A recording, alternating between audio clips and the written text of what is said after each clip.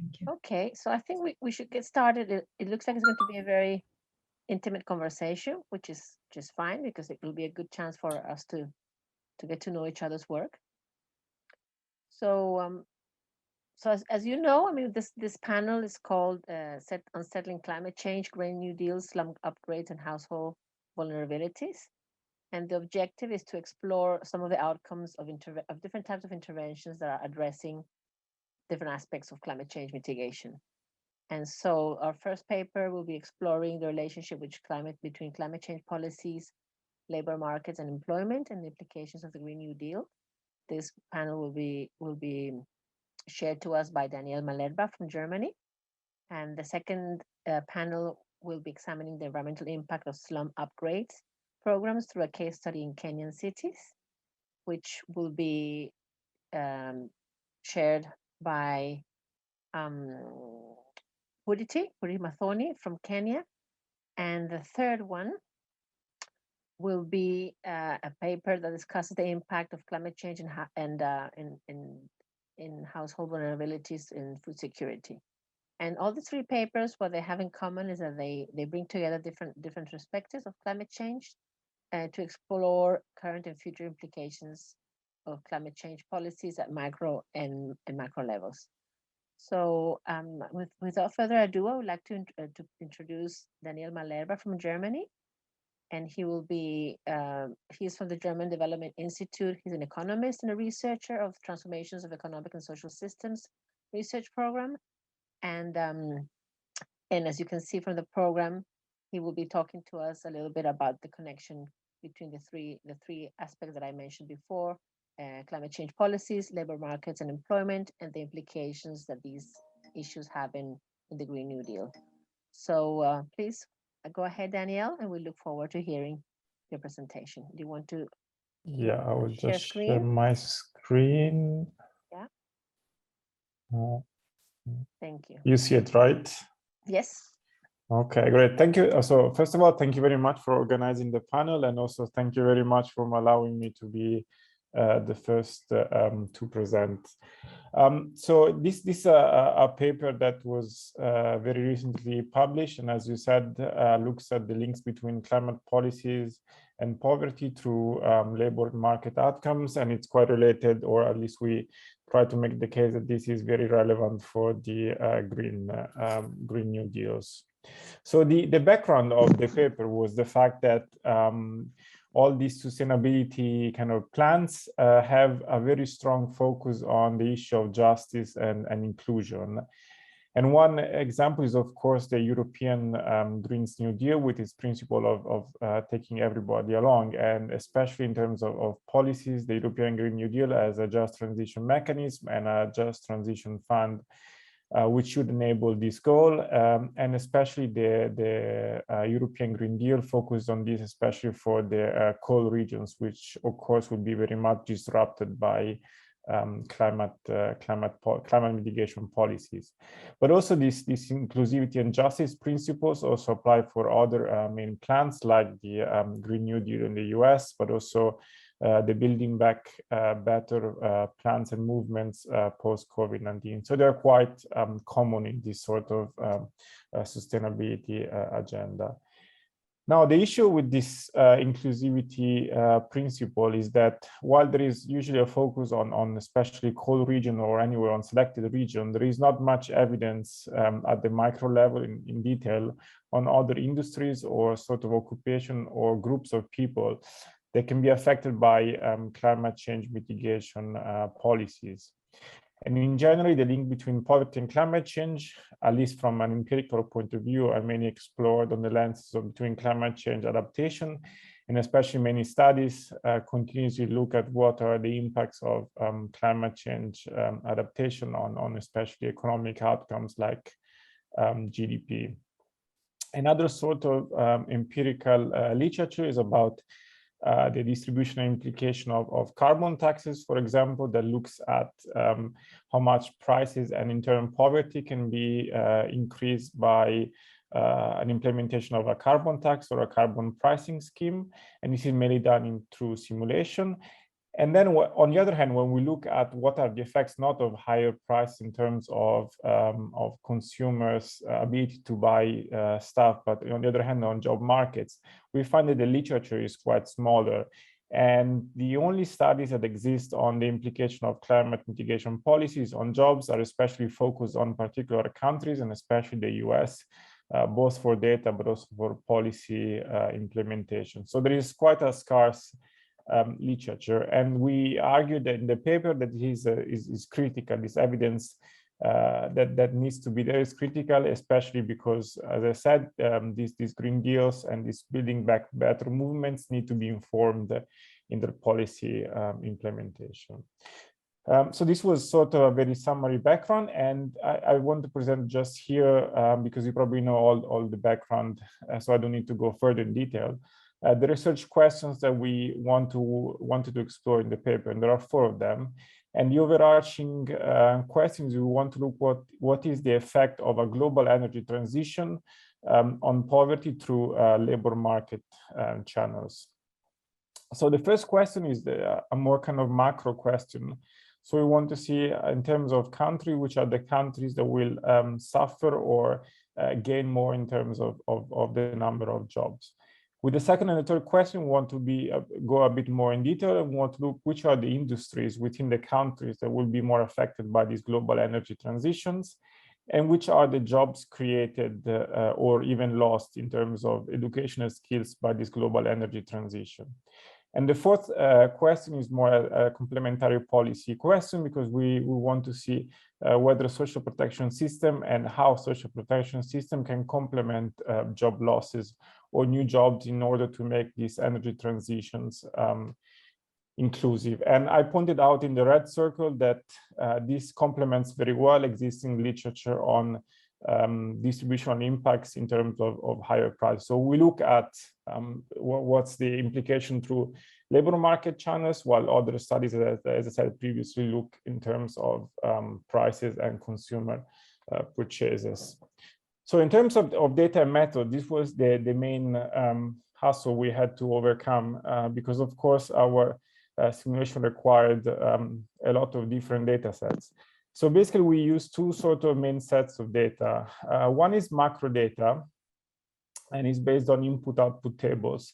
And through macro data, we did simulations, what-if simulation, meaning that we compare the baseline scenario of a 6-degree temperature increase if no policy is implemented, to a 2-degree scenarios, 2-degree increase in energy scenario. And the scenario are the scenarios that the International Energy Agency has done in the reports. So we do these scenarios, which were also published in previous United Nations reports. And we look at countries and industries which are the sort of job losses and gain.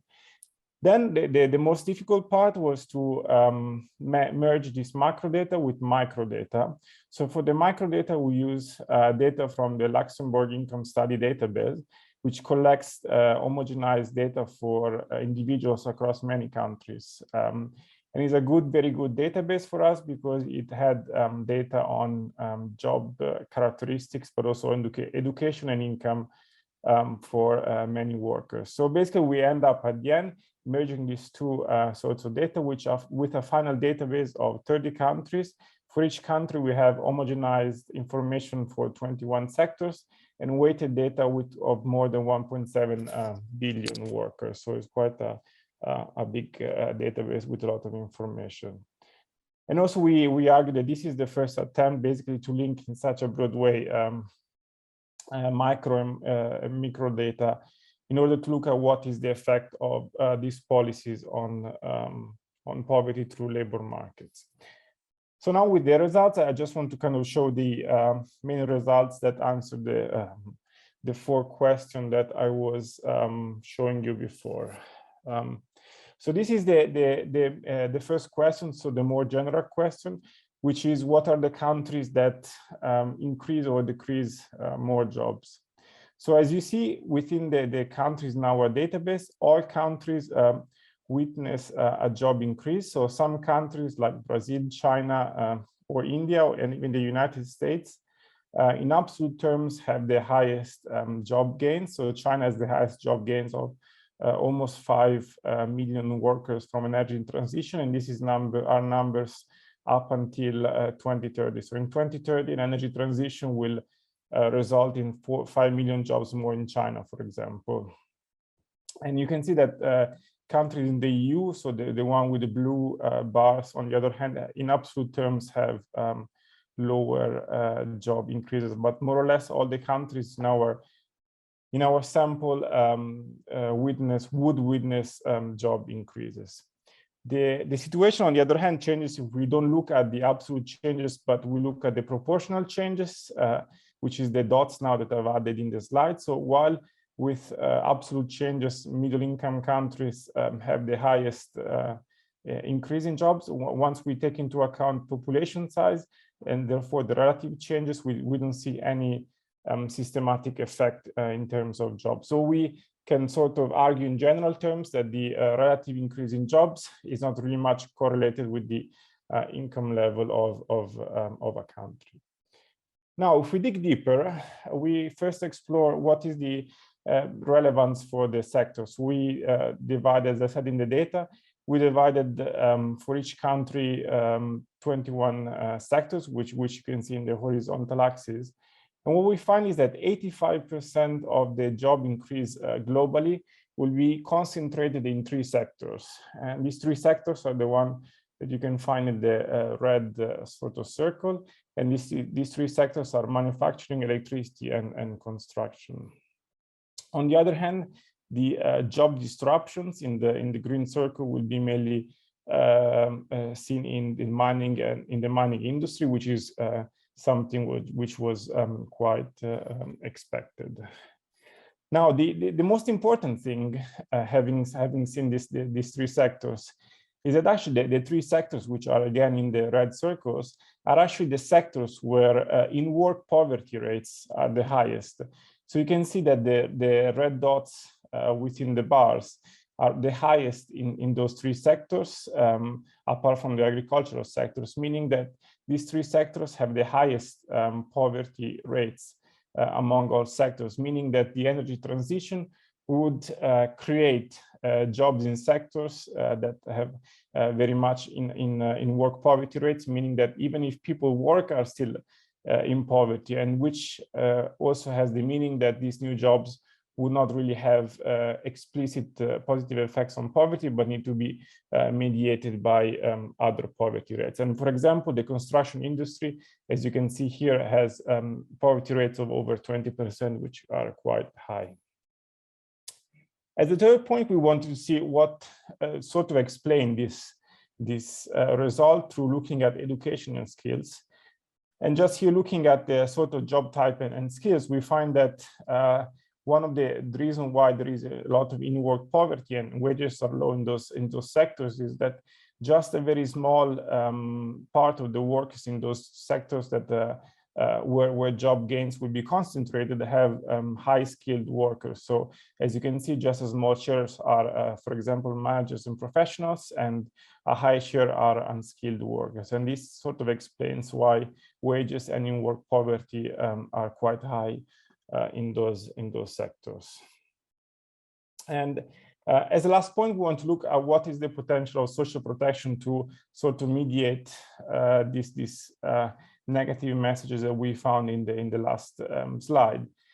And again, we found that social protection are actually not mediating that much the negative effect that we found, because as you see in the red circle, basically you see that these dots are sort of higher than dots for other sectors, which means that for those sectors, social protection does not reduce poverty as much as for the other sectors, meaning that the social protection is not having a significant role and should be expanded in those 3 sectors that we found very relevant for energy transition. And the reason why social protection is not acting in such a positive way is because there is a lot of informality in the construction or the manufacturing sector, so many people are not actually reached by social protection mechanism.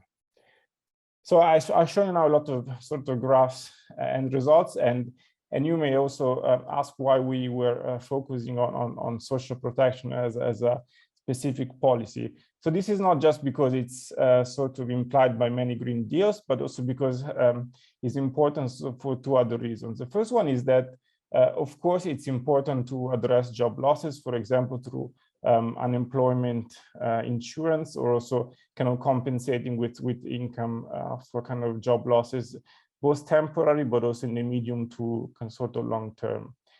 But as we also see now from the analysis, social protection is important in order to make new jobs more inclusive and more adequate. And this can be done also through labor market policies like minimum wages. And this can be true especially for lower and middle income countries. And as we see now, the problem, especially for what is called the missing middle, so workers that are in the informal sector and do not qualify therefore for social insurance, but also are not poor enough to qualify for social assistance. And this was, as we've seen, was a quite insignificant issue for the COVID pandemic. And now linking to the COVID pandemic, this is a second reason why we chose to focus on social protection, because as we've seen since the beginning of the pandemic, we have had more than 220 countries which have planned or implemented new social protection schemes. And therefore, there is a lot of potential for these schemes to kind of continue in the middle and long term period. Okay, now just to conclude, we basically found three main messages in the analysis, and we also tried to underline four main way forward points to kind of deline a research agenda.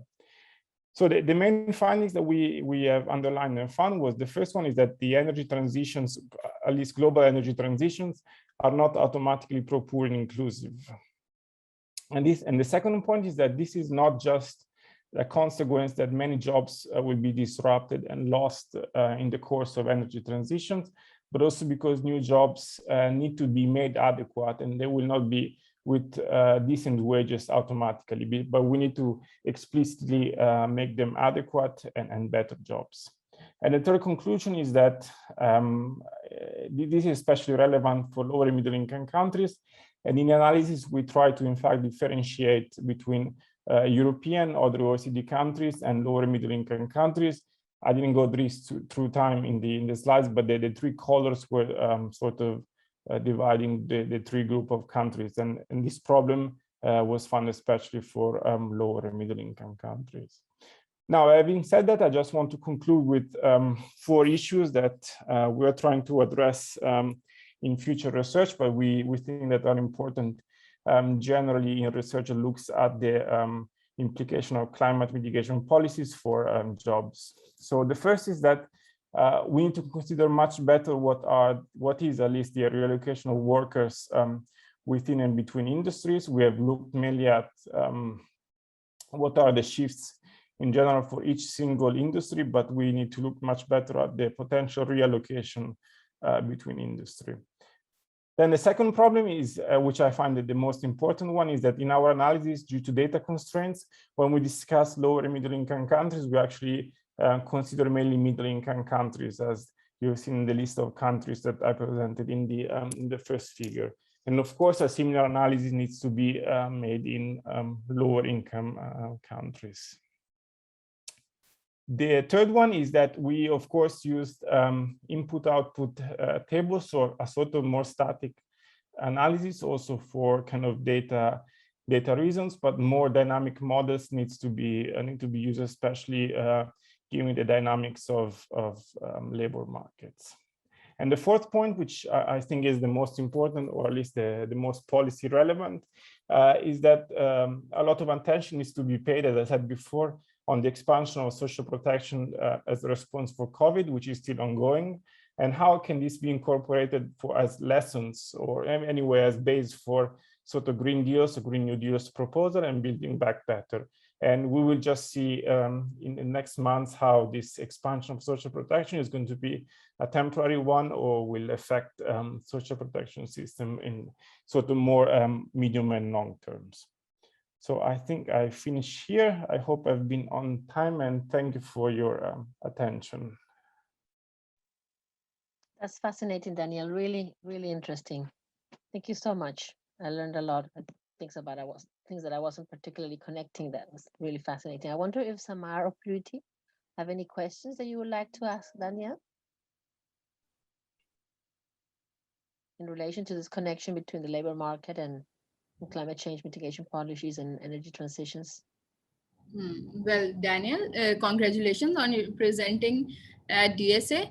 It's definitely an very, you can say, interesting and very something very unknown to me, or very something very new to me, to know about the things related to labor market and how you have linked the labor market and climate change. So it's very interesting. I must appreciate it. But being not involved into this field, so I just learned so much from this presentation. Thank you so much. No, thank you. Purity, are you with us? Can you hear us? Because you're also next, so it's good that to know if you're around. Can you hear us?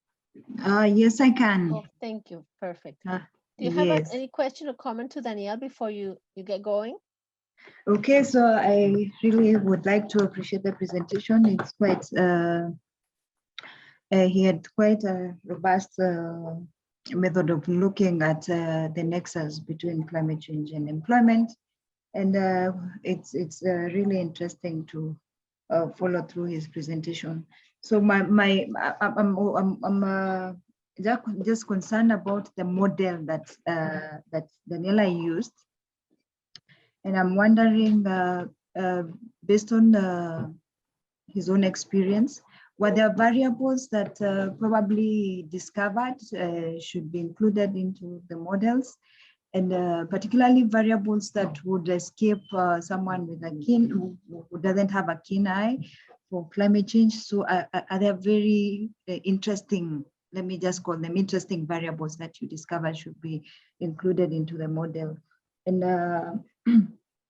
the other thing that I was also keen to learn about is that actually you mentioned that there will be more jobs created in the manufacturing industry. And I had initially thought that would not be the case there. Vice versa would be true, because I imagined that the restrictions that are made because of the emissions caps would have a very negative effect on expansion of manufacturing industries. So it comes to me as an interesting finding that actually there will be expansion of opportunities in this area. So quite a really interesting presentation, I must say. Thank you. Thank you. Should I address the comments, or you want to? Yeah, please go ahead. Yeah, no, thank you very much for the comments. They're all very, very relevant. So, so in terms of models, basically the real model was at the macro level with the input-output tables. And that's, of course, one option. The other option would have been to do generalized equilibrium model, which was the input-output tables because of the less restrictive assumptions. I mean, in the paper, we outline what are the pros and cons, but I also want to say that, I mean, as I said, these models were the same models that we used because my co-author did the model were used also in UN reports that look at the effect of mitigation policies on labor market. So I mean, we think they're quite robust. Of course, for every models, there are pros and cons, so that they're not perfect, definitely. And the other thing is that is a what-if model, so really compares scenarios rather than giving kind of the absolute change from today.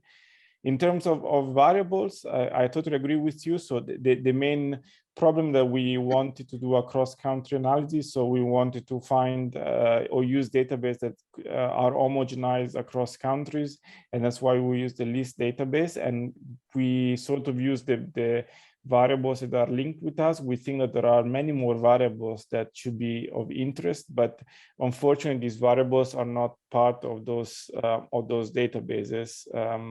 And so I mean, yeah, hopefully with time there will be more homogenized databases that have more variables that are also better for this task.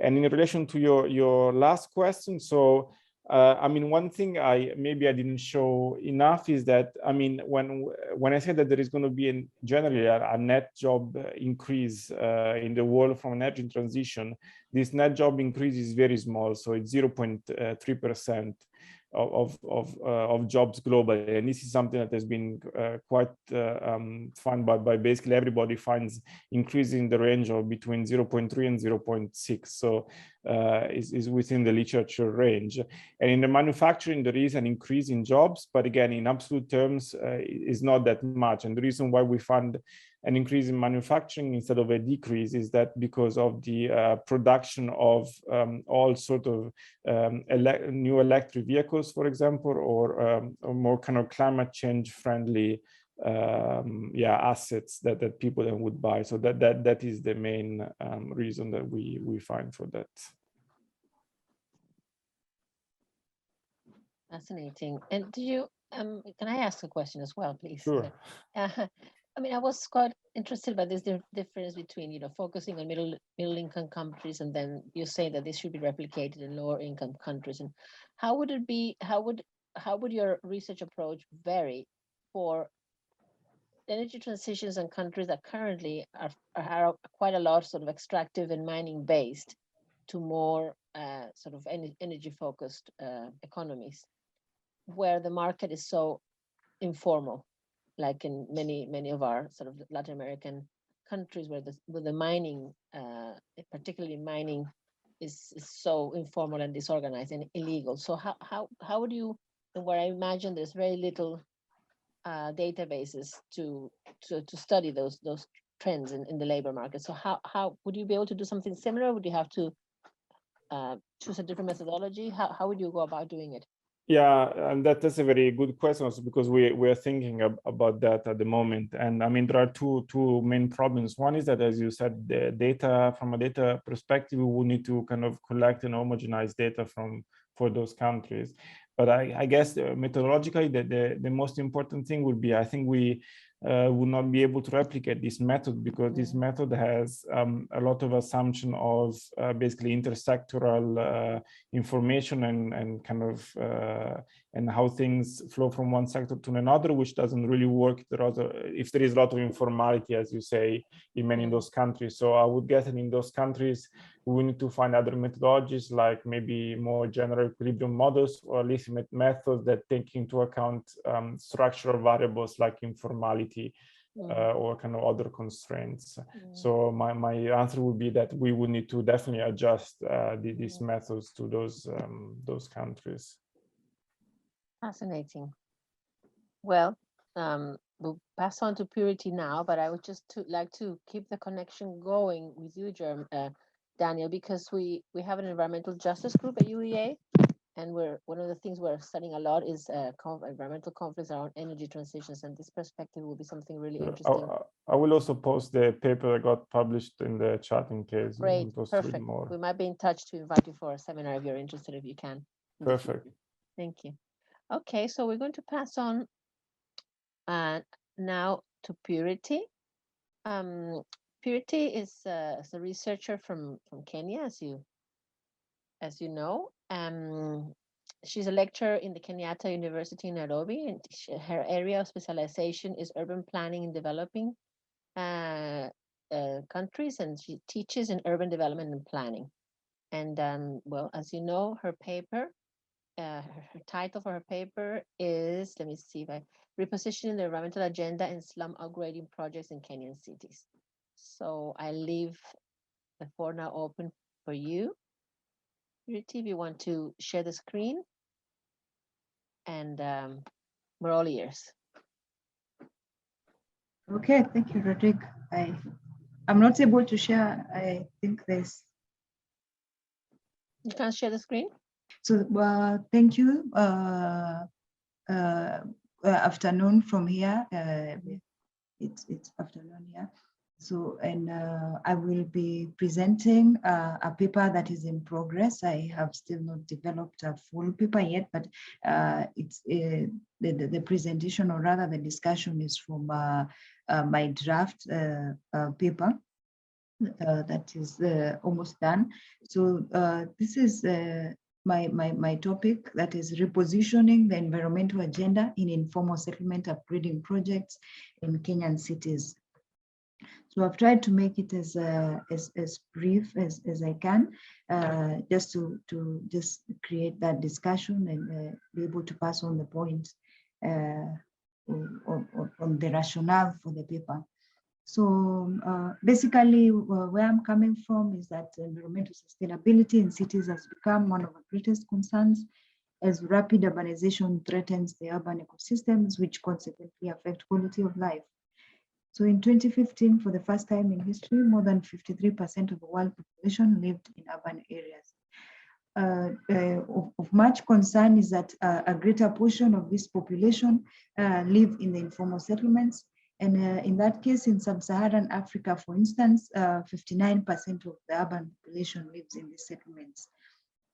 Environmental sustainability in an urban development context is a process that continually improves resource use, efficiency, management of waste, and socioeconomic welfare. So in this regard, the informal settlements significantly affect urban environmental sustainability in several ways. And one is that they create productive spaces within which resources are consumed and waste is generated. And secondly, the concentration of people in one location provides an opportunity for realization of economies of scale in provision of infrastructure and also in consumption. Thirdly, the inherent lack of adequate basic services in these settlements results to inefficient consumption and poor management of waste. Finally, environmental sustainability is fundamental to economic development and integration of the urban poor into the broader city fabric. Therefore, informal settlement upgrading programs provide one of the most important avenues for realizing environmentally sustainable cities. Previous informal settlement improvement policies in Kenya have presented opportunities for improving environmental sustainability in informal settlements. So quite a number of developments and policies and programs that have been implemented earlier in Kenya that have always acted as potent ground for integration of environmental sustainability. But the extent to which they have realized this still remains either under-researched or there's a feeling that it has been inadequate. So basically, my problem is that despite the potential contribution of informal settlement upgrading programs to environmental sustainability, it is not adequately recognized in many cities. The environmental sustainability goal has been greatly disconnected from informal settlement upgrading processes, and to a greater extent or to a broader extent, the goal has been disconnected from major redevelopment processes, whether it is urban renewal, urban regeneration, or whether it is the informal settlement upgrading processes. As a result, the programs have not only failed to improve the inherent poor environmental quality, but they have also aggravated consumption inefficiencies or waste management problems. Let me just hide this one so that I can see. And disrupted the very social structures through which environmental management can be propagated.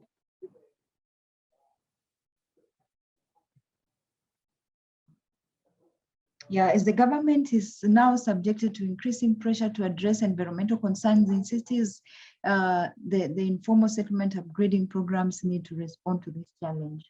Deliberate strategies to leverage on existing opportunities in ISOPs should be adopted. This paper seeks to examine the environmental sustainability integration pathways in informal settlement upgrading projects in Kenya. So just in brief, the methodology adopted is that of the descriptive research design, and I used mixed methods in the investigation. I first started out by identifying all the upgraded informal settlements in Nairobi, Kisumu, and Mombasa.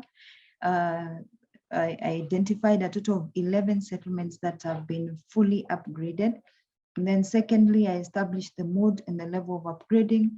And basically there's redevelopment, and then there's infrastructure upgrade, And then there's resettlement to temporary holding grounds, which they call decanting sites, as they await the redevelopment process, or as they await upgrade in the settlements that they were occupying prior. A sample size of 600 respondents was used in this study. So this is the area within which I did my study. And so the three cities are Kisumu, Nairobi, and Mombasa. And each of the cities had a selection of a number of settlements that have been fully upgraded. So basically, this is the outline of the methodology and the presentation, and the structuring of the findings. So started by identification of environmental sustainability pathways, and then I did the actual interviews on the ground using key informant interviews, and of course interviewed residents within the settlements, and quite a number of focus group discussions with residential associations. And my key questions were basically which pathways have been adopted in these settlements to integrate environmental sustainability, and how are these pathways constructed, and how do they affect the key environmental sustainability domains, which are resource consumption, waste management, environmental quality, and community organization. And finally, I wanted to assess, based on the findings, have these pathways affected significantly the environmental domains. So just to highlight the key pathways that were established, that have been widely used in the informal settlement upgrading programs to integrate environmental sustainability goals are 7. So 1 is environmental infrastructure, 2 is clean technology, 3 is environmental management tools, such as the environmental audit and the environmental impact assessment and strategic assessment. Then they have community-based organizations or local institutions, and then green markets, and then TENA, land or housing TENA, and education, environmental education. So just to highlight on each of the pathways, or how they have been constructed and how they have affected the key environmental sustainability domains. So to begin with, one of the most significant pathway in this process of upgrading is environmental infrastructure, and that touches on water supply, sanitation, waste management, stormwater drains, and open spaces. So these are the main interventions that have been undertaken in the upgraded settlements, the 11 upgraded settlements, widely adopted. Then, so how is it that they have been constructed? This pathway has been constructed. The provision of this infrastructure has not borne significant environmental sustainability outcomes, as evident through very specific infrastructures and outcomes. So for instance, the average water per capita consumption in these settlements has remained way below the WHO recommendation of 50 liters per capita per day. So despite the wide coverage or in the water supply within these settlements, the consumption levels still remain low. Another example is that 70%, 70.1% of the households in the upgraded settlements use shared toilet facilities, and out of this, more than 30% use shared facilities by more than 4 households. 72.8% of the residents are still not served by the municipal garbage collection services, despite the fact that the upgrading sought to integrate these settlements into the broader city fabric, so that they are also served by these garbage collection services. That has not occurred to a great extent. And then it's only 3 out of the 11 settlements that have recycling facilities.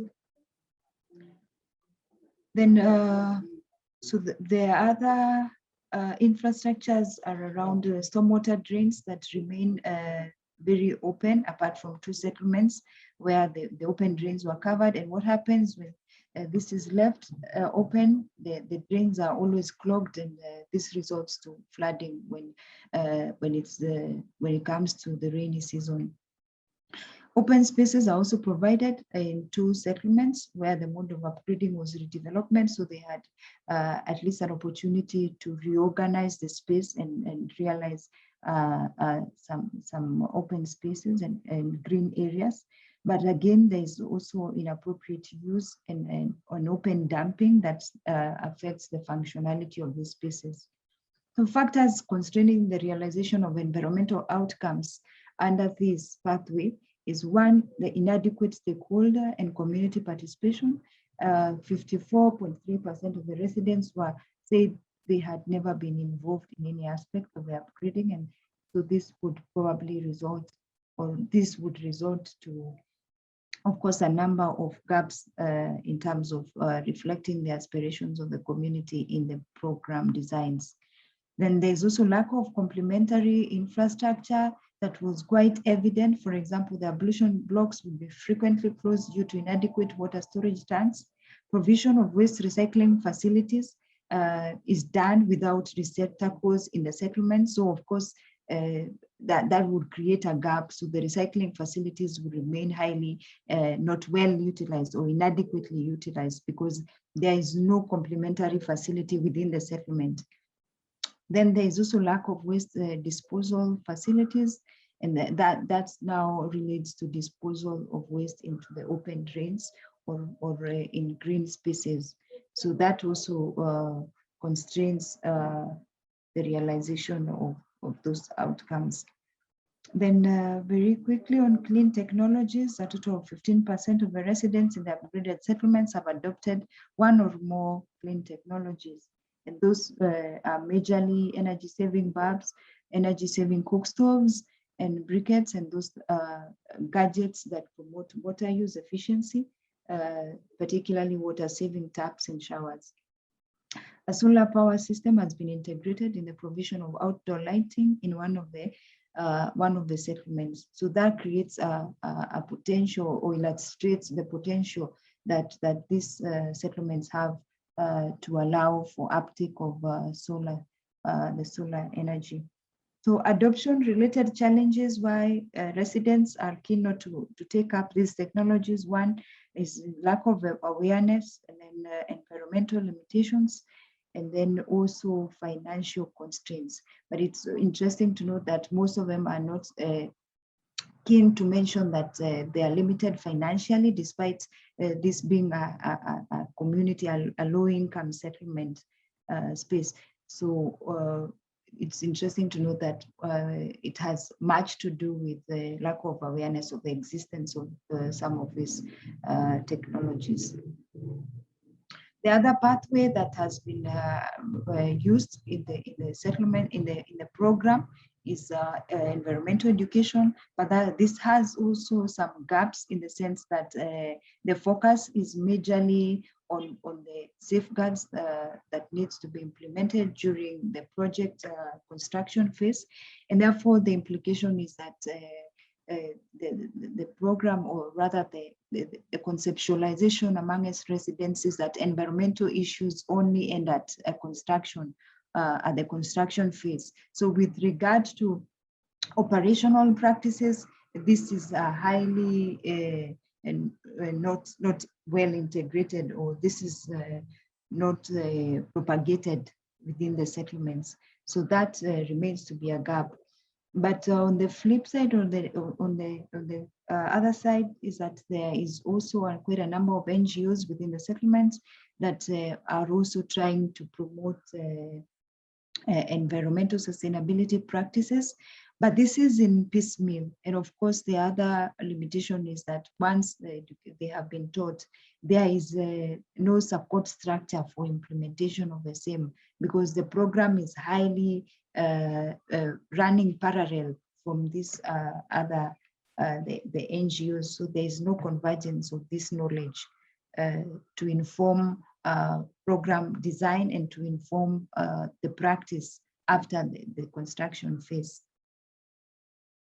The other pathway is land and housing tenure regularization, although this has been widely done in the settlements, and of course all the 11 settlements have regularized tenure, but it was notable that tenure, and particularly owner-occupier type of tenure, has no correlation with environmental sustainability performance. So it is not seen that people who own the house, or people who own the land where their houses are practicing more sustainable or have adopted more sustainable practices, rather than there is no such correlation. And then the other pathway is on local institutions. Quite a number of institutions. There is an existence of a well-structured settlement executive committee, which is provided for in the National Slum Prevention and Upgrading Policy, and it is very active in the settlement at the settlement level. It acts as a liaison institution between the program and the residents. And once the program is done, then it is reconstituted into a CBO, community-based organization, and it continues supporting communities in other developments that may not have been included.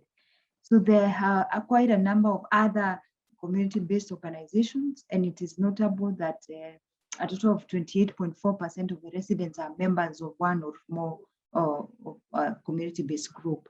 And the major activity within this group is the savings, credit and savings at 60.3%. So only a few are involved in environmental activities, but majorly the focus is on credit and savings. So it would be implied that this kind of an activity could also be used as an avenue to create awareness and to promote practices that are environmental sustainable, because it seems that there's such an incentive in this line.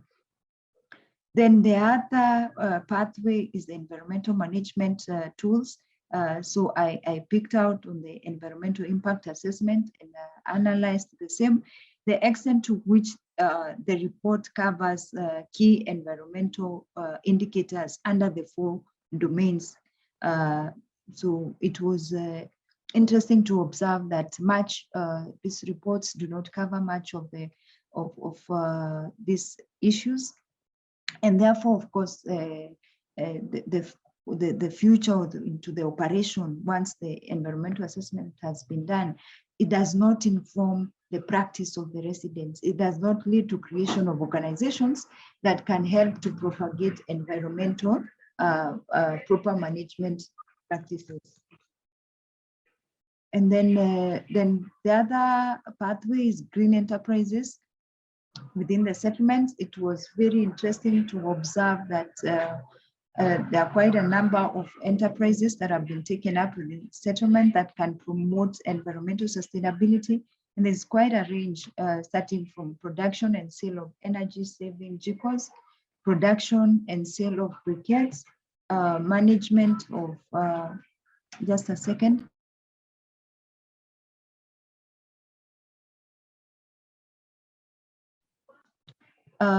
So there's production and sale of energy saving vehicles, sale of briquettes, management of toilet facilities, and all the way to waste management. And it's interesting to realize that there's quite an interest in this. Then the income generated through the green enterprises, it is consequential. If I would present the results in terms of how individual households benefit out of this income, then you would realize then it is impactful in terms of improving their own livelihoods. So as a conclusion, I used the importance performance analysis, the IPA, to just bring to a conclusion on what is doing well, which pathway is doing well, and which pathway possibly would require more more focus. And I started out with there are 4 quadrants. each indicating the level of performance and the importance of that pathway. And just to note is that the quadrant 4 represents an overkill in the sense that the performance is good, but it's not contributing meaningfully to environmental sustainability outcomes. So housing tenure is such a pathway that has been widely adopted because all the settlements, as I mentioned, have housing or land tenure regularized, but this has no direct effect on sustainability outcomes. And then quadrant 3, which represents low priority, none of the 7 pathways is of low priority within the ISOPs in terms of performance and importance. Then quadrant 3 is that, quadrant 2 is that majority of the pathways that have been adopted fall in here. They are very important, but they demonstrate low performance. The use of these pathways is facilitated by national environmental and sectoral policies, but the performance has been poor. And this quadrant draws attention to priority areas which decision makers should focus on. Then quadrant 1 is on green enterprises and local institutions are there. And so this one implies that they have high importance and high performance. The strategies that should be put in place are those that aim to sustain this performance and also maybe to enhance the same. So that is it for the discussion. I have tried to make it as brief and remove most of the data, but just to facilitate us to discuss and flow along. Thank you. Purity, asante very much. Thank you. That was fascinating as well. Samar, would you have any comments or questions? Purity? Well, thank you, Purity. It's quite instructive presentation and quite insightful.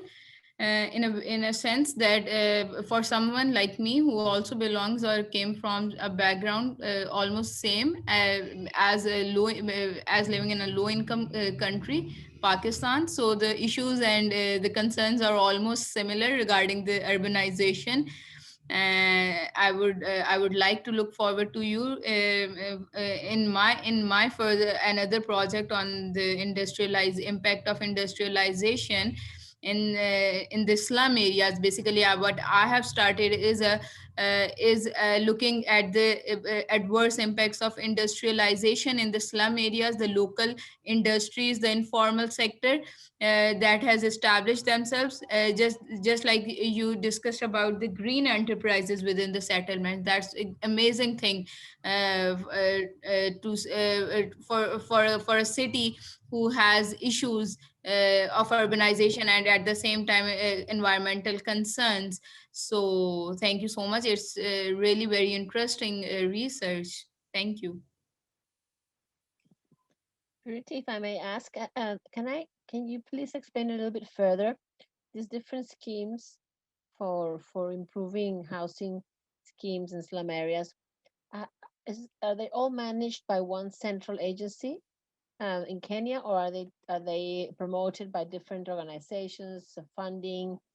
I understood very clearly that you said that after first stage, then they try to transfer all the power to local organizations, but who sets them up originally? Can you explain a little bit more about that, please?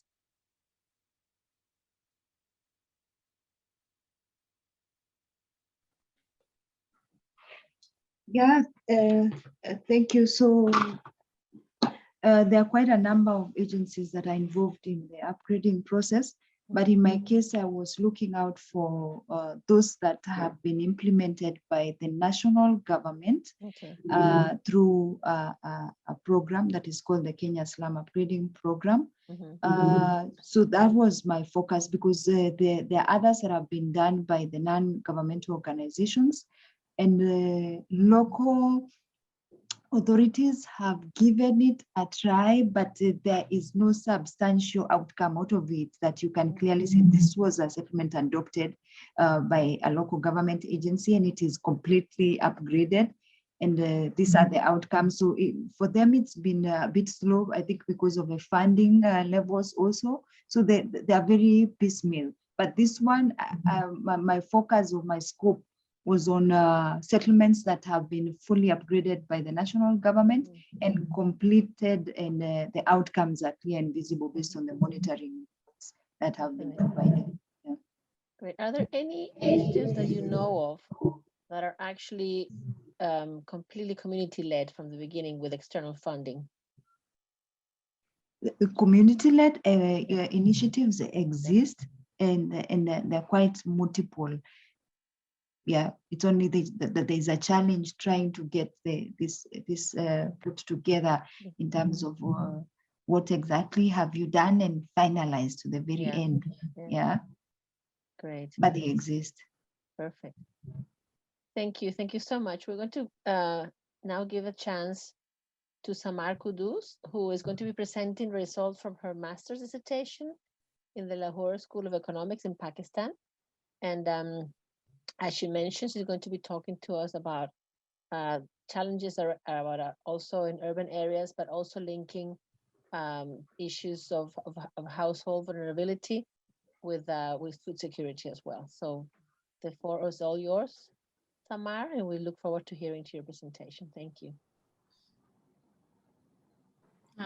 Thank you, Ms. Fernandez. Can I share my screen? All right. You should be able to, I think, now because security has stopped. Yes, that's right. Yeah, thank you.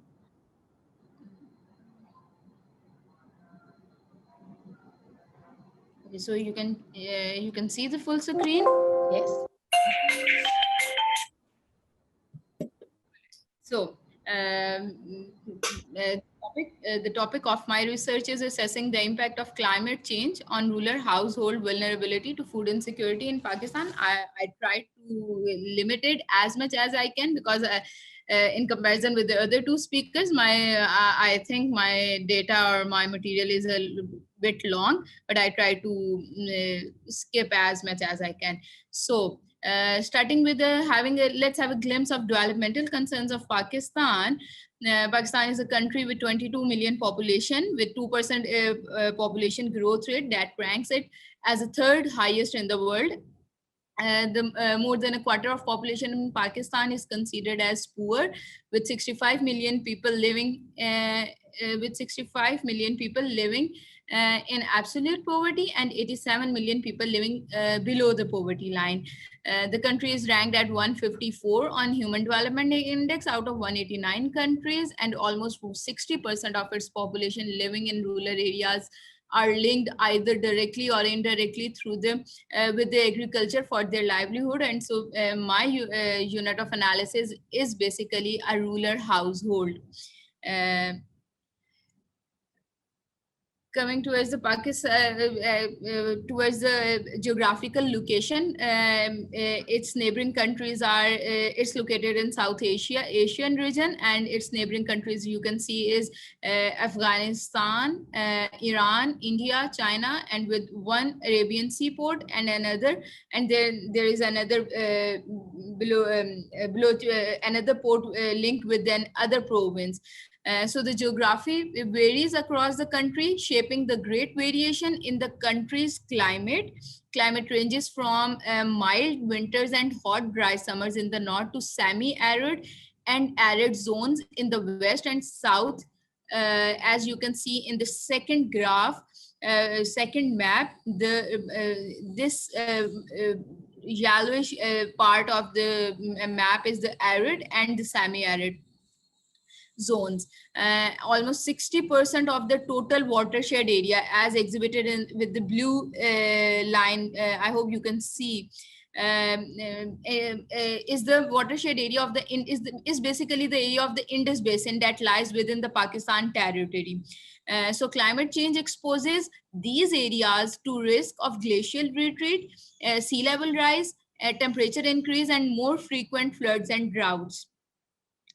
The climate change impact on Pakistan is that it is ranked as the fifth most vulnerable country to climate change, And a study by Hansler et al. Finds that average increase in the temperature of the country is 0.0 degrees Celsius per decade since 1960.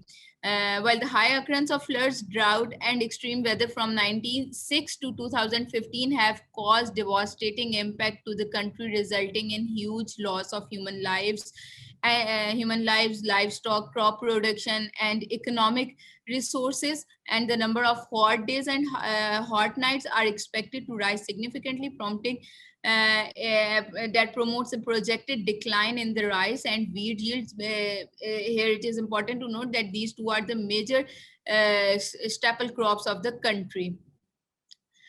Coming towards the food security situation in the Pakistan, the fresh global hunger index ranking listed Pakistan at 94th among 117 qualifying countries. According to the index, Pakistan even lags India and many African countries. And according to the World Food Program 2018, 18% of the total population are undernourished, while for almost 44% of households consume less per capita calories as compared to the required energy level. And according to the government survey, the agriculture sector of the country accounts for over 19% of the GDP and remain by far the largest remain by far the largest employer, with almost 42% of total workforce engaged with this sector, despite the fact that it is not only responsible for revenue generation, it also ensures the availability of food around the country. The country still lags, still have concerns regarding the food insecurity situation in the country. While most of the land area is arid and semi-arid, any unexpected changes in the temperature and rainfall patterns in the future could impinge upon its food security and the welfare of millions of its people. And lastly, in order to address the state of food insecurity in the country, the government of Pakistan basically in 2014 designed a plan with the name Vision 2025, which aims that Pakistan will reduce food insecure population by 30%. However, at that time it was 60% and it was aimed that it will reduce to 30%. However, the government so far the government remained unsuccessful in making food insecurity situation better. According to the WFP World Food Program, 60% of in 2019 statistics, the 60% of the population still facing food insecurity situation in the country. The research is drawn around the two main questions, that is, to what extent climate change variation affect the food security status, controlling for the rural household socioeconomic factors, and second is the probability. What is the probability for each household to fall below the minimum threshold level of food deprivation in near future? To answer these questions, the objectives of the study is to empirically investigate the effect of changes in climate on value of agricultural production, and then thereby on the food security level of farming households in Pakistan using Climate Change Impact Survey 2013, and to identify potential socioeconomic household characteristics to estimate the ex ante. This is the main point of my research, that it is to estimate the ex ante vulnerability using the cross-sectional data and compare with the current status of food security. By current status, I mean the survey year, that was 2013. And lastly, to provide a more strategic approach in policy making that takes into account likely changes in household food security status in the future. I think I should skip this one, but there is a food security definition provided by the FAO, but the point which I want to highlight here is that the term food security has also been linked with the notion of vulnerability, which is, I am repeating, that it is the basic model of my research.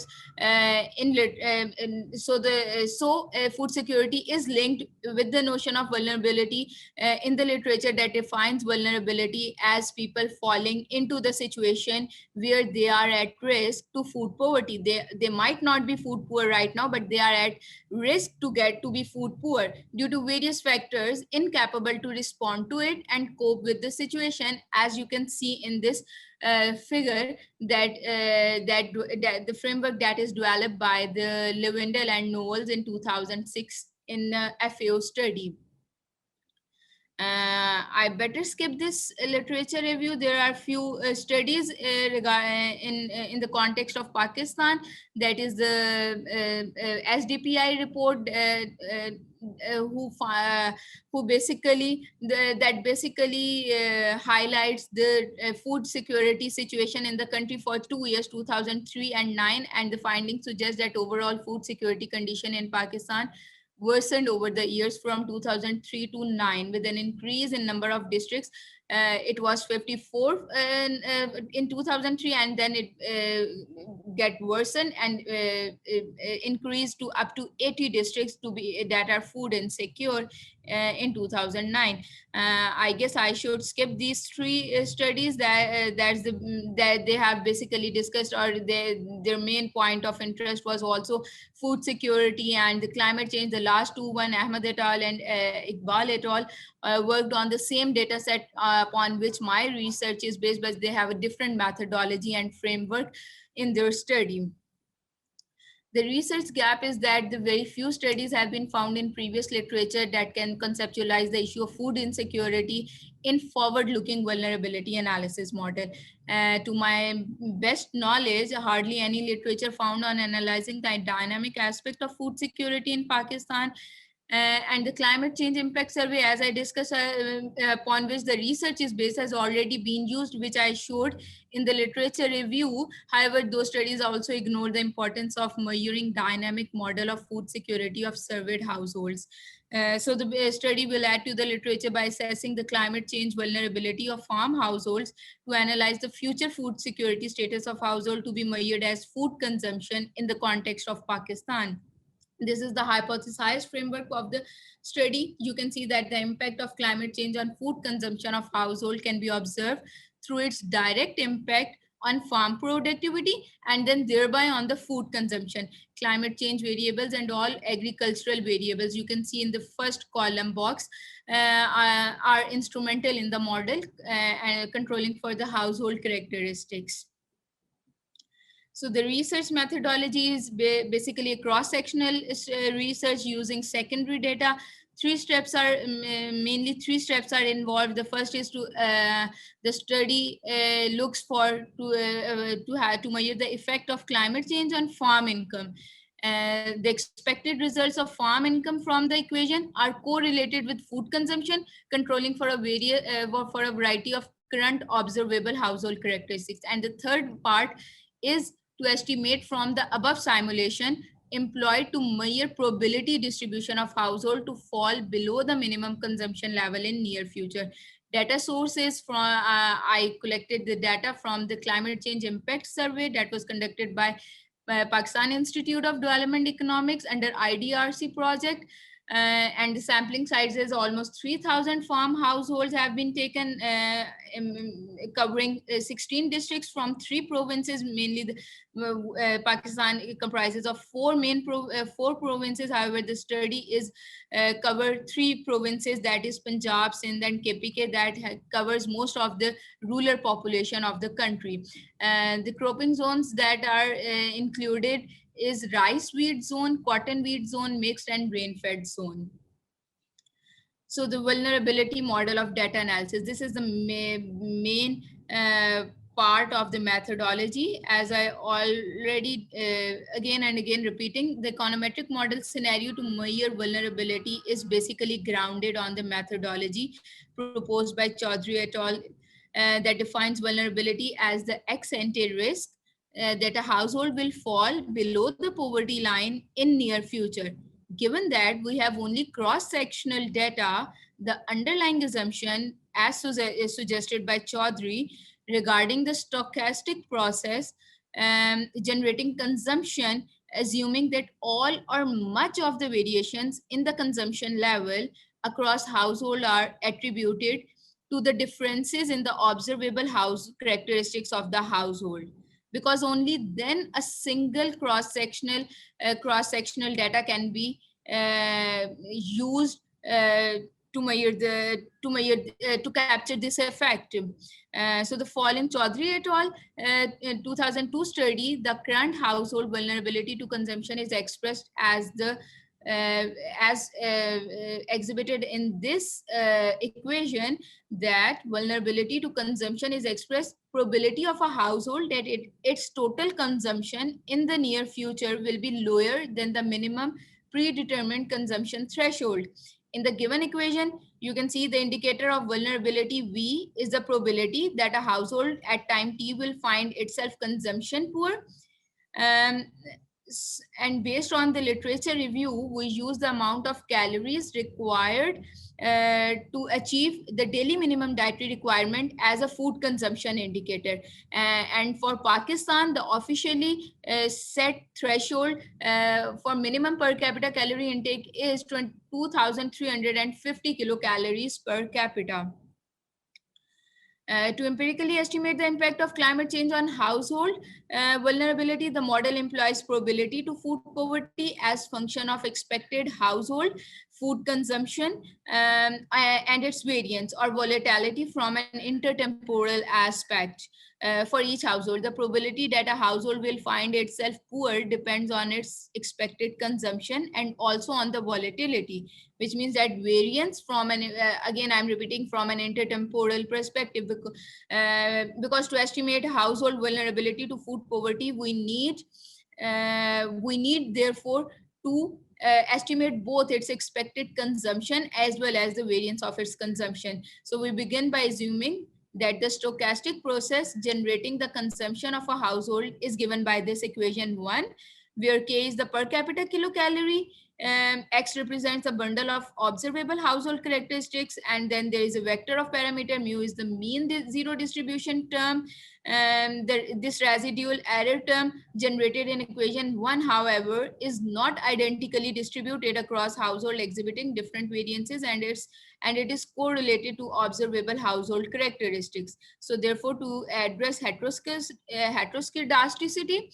issue, we use the weighted least square of the generated residuals to estimate the relationship between the explanatory variables and the variance of the consumption as exhibited in equation 2. Basically, the study adopted generalized two-stage least square econometric technique to measure these equations, and to address the problem of endogeneity, instrumental variable estimator is used. This is the last part of the methodology, that is from the estimated variance derived from equation 2 is then used to compute the household vulnerability of food insecurity in the near future. This equation 3 basically is the end result.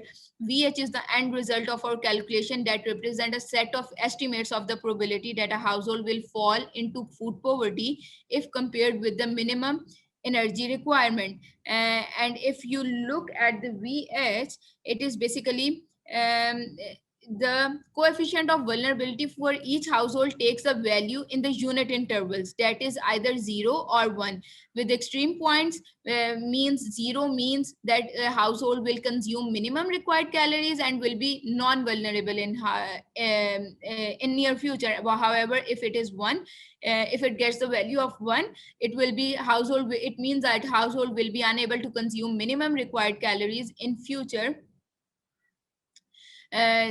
which means that it is vulnerable. And in between, we choose between these two extremes, we choose 0.5 value for this, which is for below the 0.5 it is non-vulnerable, and above the 0.5 it is household is considered to be vulnerable. These are the variables, and the description I better skip it. So coming towards the empirical results and discussions, firstly, the per capita food consumption is the dependent variable, and the FAR income. However, the second is the farm income, which is also an instrumented variable in my regression model. And it is defined as the gross income of farmer received from the production of 8 major crops, that is wheat, cotton, rice, sugarcane, maize, gram, and rapeseed.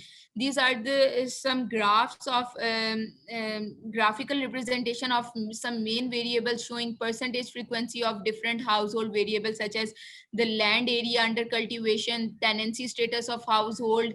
Then there is the percentage share of agro zones, farm access to government. You can see that percentage of share of agro zone, that most of the household resides in the rain fed zone. Then the rest of the households, the second is the cotton wheat zone, the third is the rice wheat zone, and lastly is the mixed zone.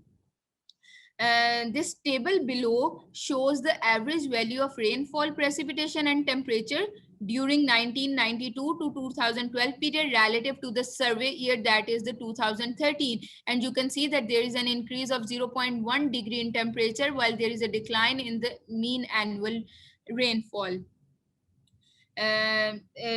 The instrumental variable, or you can say climate change variables, I have used two variables, that is the temperature and mean precipitation. The last 20 years respective averages of temperature and precipitation are taken. Their derivation from average temperature and precipitation of the survey year, that is 2013, are assessed to capture the effect of climate change in my model. And then these indicators are converted into the categorical variables. You can see these categories that I have adopted from an FAO study, that 5 categories are made for the precipitation variable, and 4 categories are made for the temperature change variable, which means that precipitation change, it captures the precipitation change less than -20, then between -20, -15, and then coming towards the last one is the precipitation change that is greater than 0 degree. And same goes for the temperature change categories.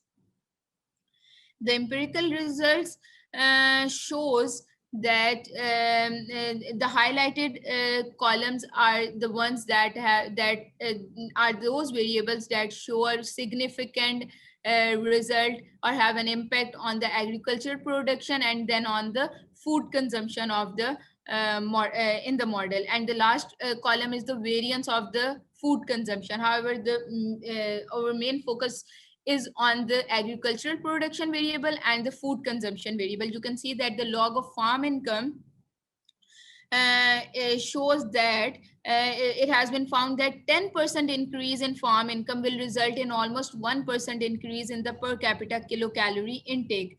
The next is the family size sorry family size variable, that also shows a significant relationship with the farm income as well as the food consumption ratio of female members. This is very important to discuss, that the female members of in most of the in Pakistan, the agriculture sector comprises almost half of the rural women in labor force. They are considered as the crucial driver in carrying out all agricultural activities, from producing to preparing food at home. And generally, rural households tend to rely on indigenous crops to satisfy their dietary needs. And it has been found that women in a farm household participate more in growing home food crops, and they also manage to keep food stocks in the households, which leads to better consumption levels even at the time of distress. Similarly, the other variables, education is a significant variable that comes out of the model. The operational land area, the first category, that is a farmer with less than 6.2 acre land, is my base category, and the other two is showing a positive relationship and significant one with the agricultural production. Same is the tenancy variable, that is also a categorical variable. There are three categories: the owners, tenants, and the tenant come owner, both.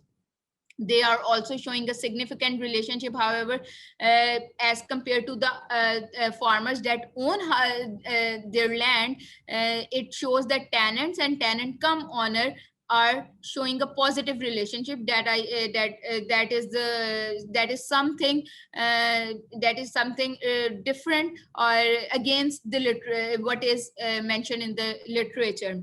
The next is the support received from the government is also a significant variable.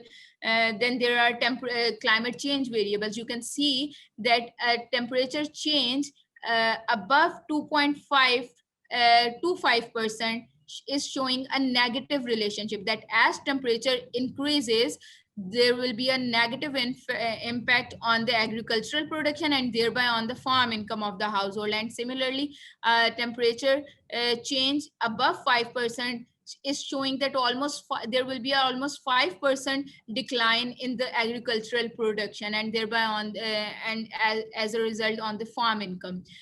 Coming towards the precipitation variable, you can also see here almost the same results, that as precipitation reduces, it will have a negative impact on the agricultural production. Now coming to the cropping zone variable, you can see that the compared to the rain-fed zone, all other categories of the cropping zones is showing a positive relationship with the agricultural production variable.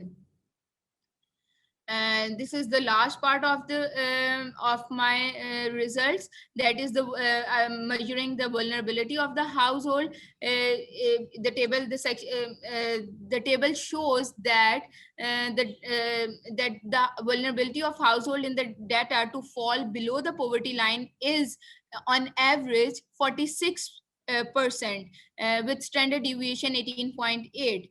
And in the next table, this one, you can see that we have built 4 categories. The ones that are food poor, we have categorized households into 4 categories. The ones that are food poor in the survey year, and they are expected to be vulnerable in the future, is 19% households. Then there is a category of households that are food poor currently, but they might not be vulnerable in the future, comprises of 38%. Then households that are not food poor currently, but they are expected to be vulnerable, is 16%. And the last category of households that are not food poor, neither they are vulnerable and they seem to be permanently food secure, is 24. How the numbers changes as you go towards the current food status to the vulnerability status. You can see that food poverty, if we can only stick to the food poor status of household, you can see that 58% of the households are food poor. But if you see the vulnerability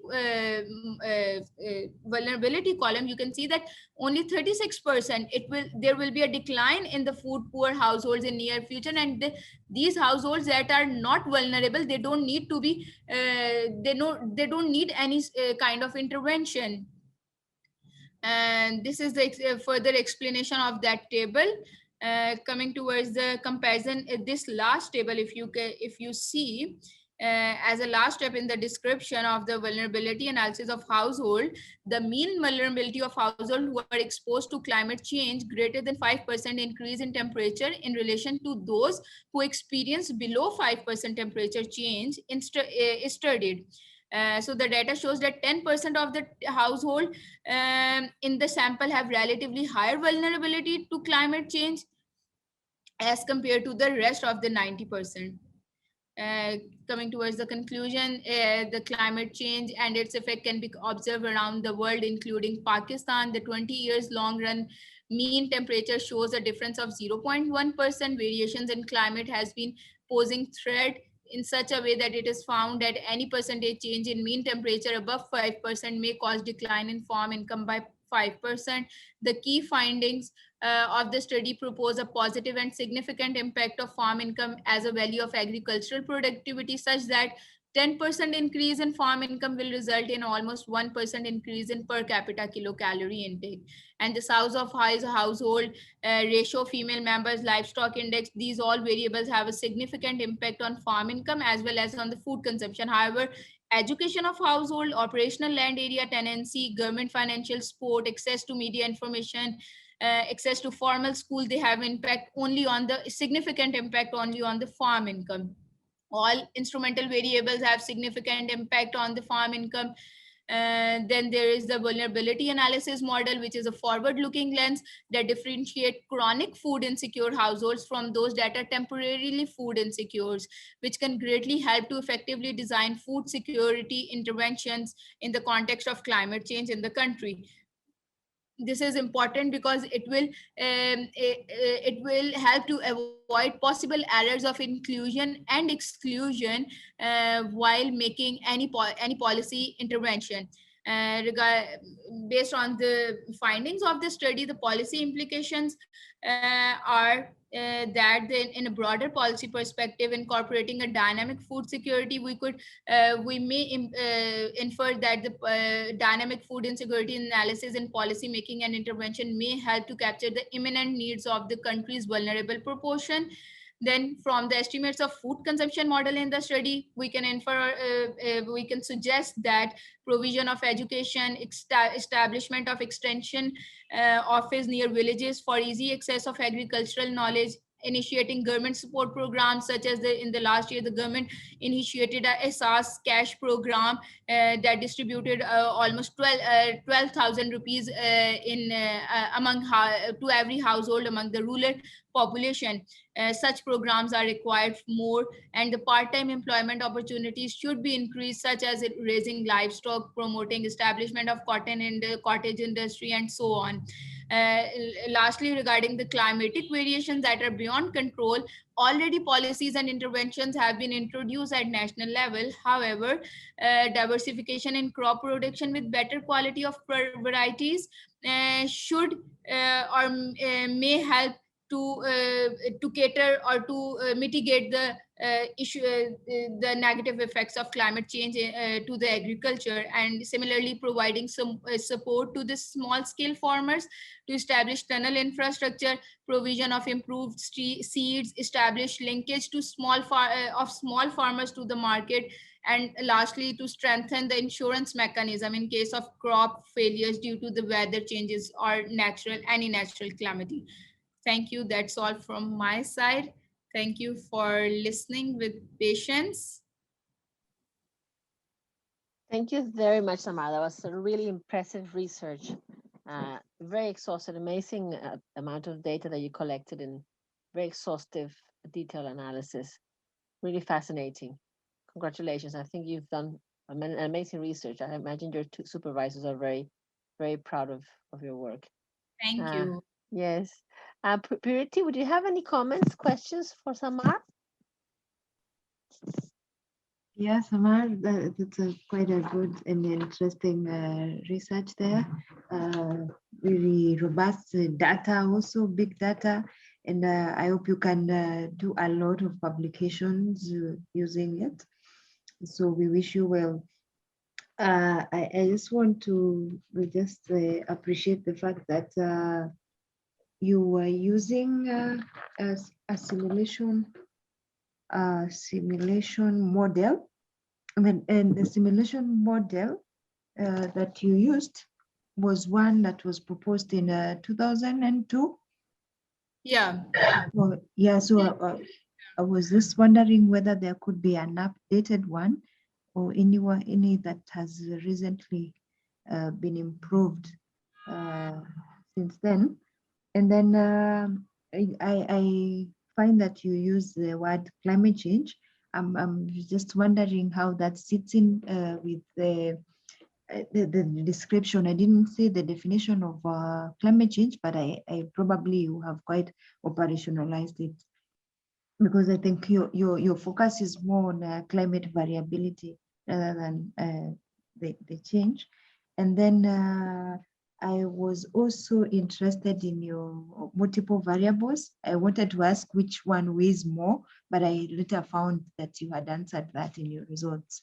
And then regarding your findings, it's interesting to discover that education didn't play a key role in farm incomes. I mean, in consumption, rather than it affected the farm incomes more. And I had a similar experience because I discovered that education in my area of study didn't affect the level of environmental performance And so everyone kept wondering, we thought people were being educated so that they become better, but we are seeing that it is not affecting this practice. I also find it in you that it only affects the incomes, but it doesn't affect the consumption pattern, which is the practice in your case. And so it got me interested when you proposed under the policy proposals, when you mentioned that there would be need for education. So it's good that we also clarify which type of education is this, because what people already have is not helping them. So we need to emphasize. Later on, you've talked about extension. That makes a lot of sense. But the first one on providing education maybe needs to be more clear.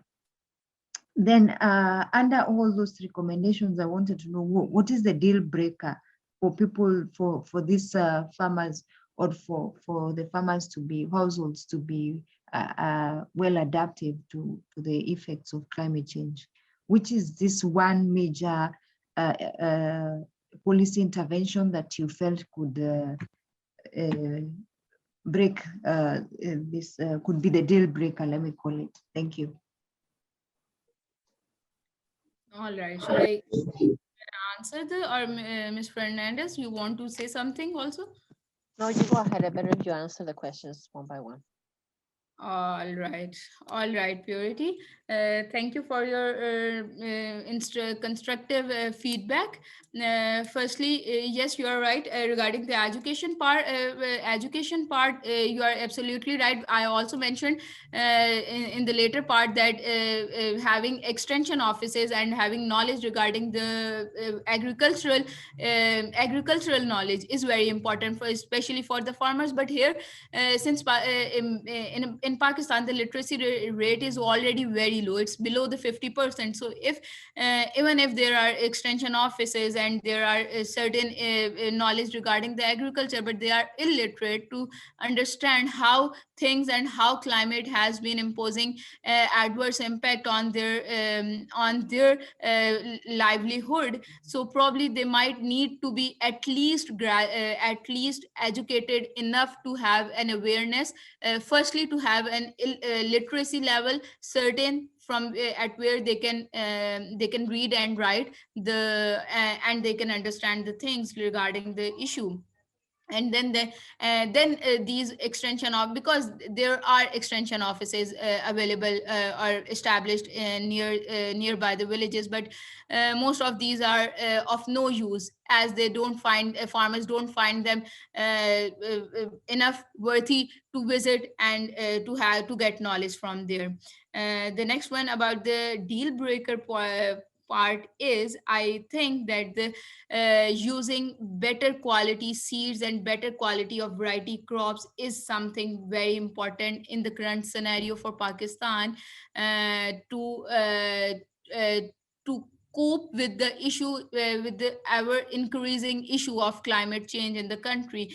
Because if you are going to stick with the conventional practices, with the conventional methodologies of growing crops, then it might not work in the near future. So diversification is very important, and in the model you can also see that it is a really significant variable regarding the food, regarding the agricultural production. And yes, the third is, yes, you talked about the impact of climate change on the farm productivity, and then thereby on the food consumption. Yes, that's why I have taken into account the rural households, because they are more closely linked to the nature, and they are more susceptible to the changes in the climate change, to the changes that climate has been posing on the agriculture. And as I mentioned, that 60% of our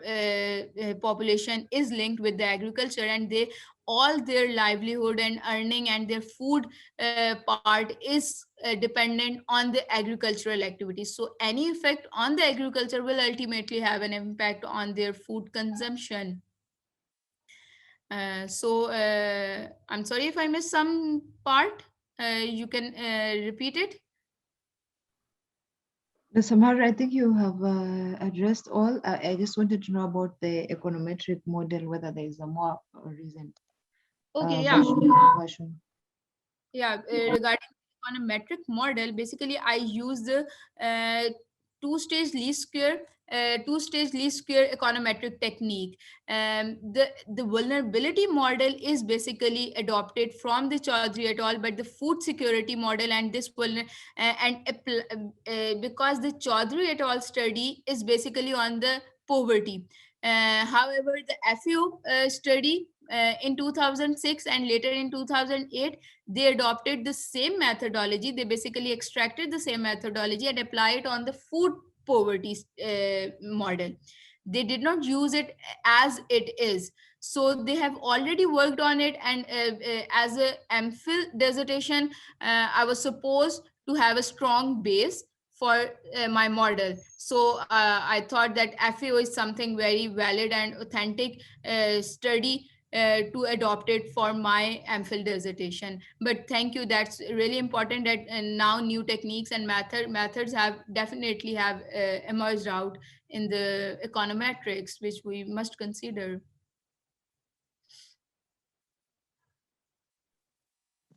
Thank you, Samara. I have two questions that come to my mind listening to you and your findings and your recommendations. And I was very interested in your differentiation between those that are more vulnerable according to their poverty levels and those that are less vulnerable.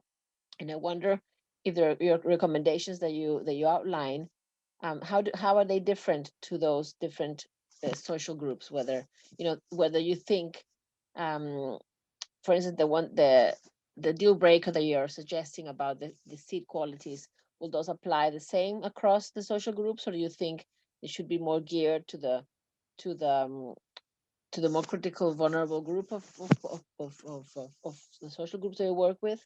And if there are any particular crops that you think are more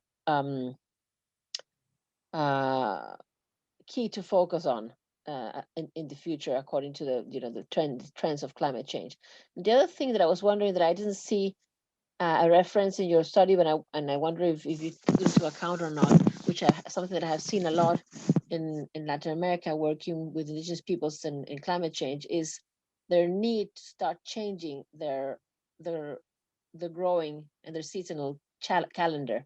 So changing the times of the year when they do different things, because climate change is affecting the way that people carry out agriculture. But this of course happens more in farming communities that use probably different farming techniques than the ones that you're working with. But I was wondering if there's any suggestion of variations in the farming techniques that communities will have to put in practice to adapt to climate change that will also affect the vulnerability and food security levels in the future. If you can comment on that, please. Okay, I'm sorry. There is some distortion in your voice Oh, when you speak in. So I may miss some part of your question. So, but to my understanding, regarding you talked about the social group, right? yeah. If In you're terms, yeah, yeah. Go ahead. I was just wondering whether the recommendations that you were making, the deal breaker that you are suggesting about increasing the seed qualities, are there any particular crops that should be focused differently to adapt to that differentiation that you identified between social groups, or are you talking about seeds that apply the same equally across social groups? All right. Yeah, basically the staple crop in the country is rice and wheat. Like most of the rural households have been growing either wheat or wheat or rice, and the rest there are certain social groups that are growing cotton crops. Okay. Basically the cotton crop is something that gives them advantage in terms of in terms of income generated, because because those social groups have been generating high income as compared to the ones that are growing wheat and rice crops. But due to financial constraints, they are supposed, or they are forced to grow the same, and then the environment of the country do not allow them to grow to grow crops other than these two main staple crops. The first one is apart from the improved seeds, they are using the tunnel infrastructure system to grow certain home certain vegetables crops. They have started, for instance, sugarcane, for instance, onion. They have started growing such crops through the tunnel infrastructure methodology, but not at a large scale. For something to be grown at a large scale, that's the environment, the soil allows them to grow the rice and the wheat. That's the main crops in the country. So what you're seeing is that basically the same type of crops are likely to continue being cultivated. Yeah, to some extent they have started, as I told you, that they have started growing vegetables also, but not at a larger scale, until unless there are much finances given to the small scale farmers. And is that related to climate changes or just new market opportunities? No, it's both related to climate change and new market opportunity. Great. Interesting. Well, we're already approaching 4 o'clock. I don't know if Preeti, you have any comments, or our technical supporters might want to say something. I don't know. Have they been listening? Imola? It was very, very interesting. Thank you. With all the amount of information, I really wouldn't know what to ask right now. Great. No, thank you. That was great. Okay, well, thank you all. It's been really, really lovely having you. It's been very intimate, but very, very fascinating and rich. So I hope our paths cross again in the future. We are happy here at UEA to have had you. And we hope that if you want to have any future exchanges with us, to get in touch and with any of us here at UEA. And wish you all the best. It was lovely meeting you.